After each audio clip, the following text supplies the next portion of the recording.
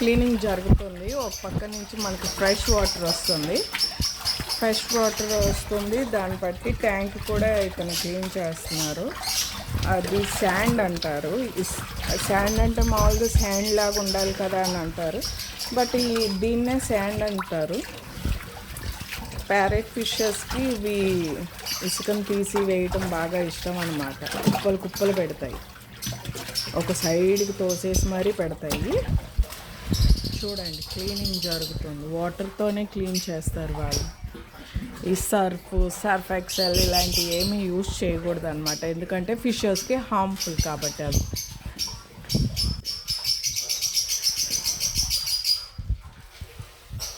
ఇతను అక్వేరియం షాప్లో జాబ్ చేస్తారు. అలాగే మన అలా పార్ట్ టైం జాబ్ లాగా క్లీనింగ్ కూడా చేస్తారనమాట.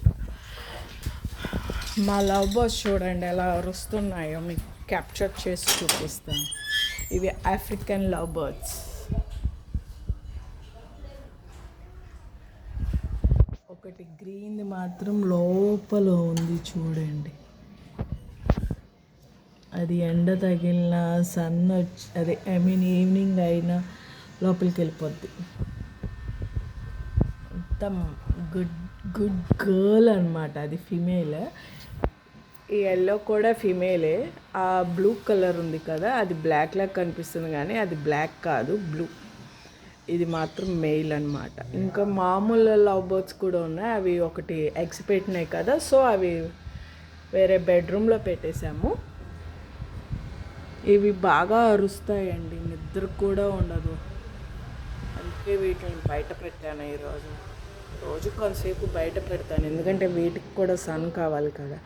అండ్ గ్రీనరీ, ఈ చెట్లు వీటికి ఇష్టం కదా అని చెప్పి ఇక్కడ కాసేపు ఏం కాదులేండి, మార్నింగ్ నుంచి ఈవినింగ్ వరకు ఉంటాయి. మళ్ళీ ఈవినింగ్ నైట్ చీకటి పడుతుంది కాబట్టి, చలి కూడా ఎక్కువ ఉంది కాబట్టి ఇట్లా లోపల పెడతామన్నమాట.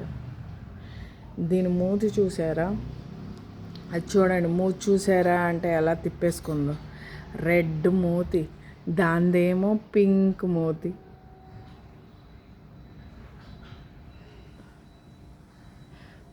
ఖరాబ్ చేసినాయి అన్నమాట. ఇవి చూడండి, వాటర్ పాడేసేసుకొని ఇష్టం వచ్చినట్టు ఆగమాగం చేసేసుకున్నాయి. ఇవి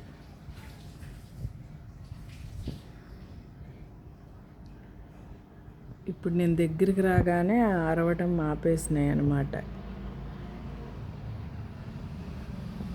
మా అక్క వచ్చింది మా దగ్గరికి, అరిస్తే తోలు తీస్తుంది అని చెప్పి భయమేసి ఆపేసినాయి అన్నమాట. లేదా నేనంటే రెస్పెక్ట్ ఉండైనా ఆపేయచ్చు. సో క్యూట్ కదా ఈ ప్యారెట్. హలో, ఆ గ్రీన్ది అయితే హలో అంటే మాట్లాడేది, బట్ లోపలికి వెళ్ళిపోయింది ఈరోజు. ఈసారి ఎప్పుడైనా క్యాప్చర్ చేసి చూపిస్తాను. హలో అంటే హలో అనదు, అరిసిద్ది. అది కూడా రిప్లై ఇచ్చింది. మాట్లాడే బర్డ్స్ కాదు ఇది. క్లీనింగ్ అయిపోయింది. మళ్ళీ వేస్ట్ వాటర్ని వెనక్కి తీసేసుకుంటున్నారు. ఈ శాండ్ మొత్తం ఒకవైపుకి లాగేశారు.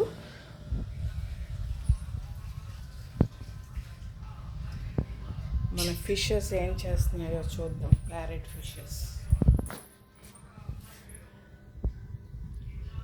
ఇది చాలా పెద్ద ఫిష్, మీకు బకెట్లో కనిపించట్లేదు కానీ అక్వేరియంలో వేసినప్పుడు మీకు చూపిస్తాను. ఇవి కొంచెం మీడియం సైజ్ అన్నమాట. ఈ ప్యారెట్ ఫిష్ పెద్దది. ఒక 5 years నుంచి నా దగ్గర ఉంది. ఇది ఫస్ట్ నుంచి ఉందన్నమాట. ఇంతకుముందు గోల్డెన్ ఫిషెస్ చేసేదాన్ని, అవి తీసేసి అవి 10 చచ్చిపోతున్నాయని ప్యారెట్ ఫిషెస్కి వెళ్ళాను.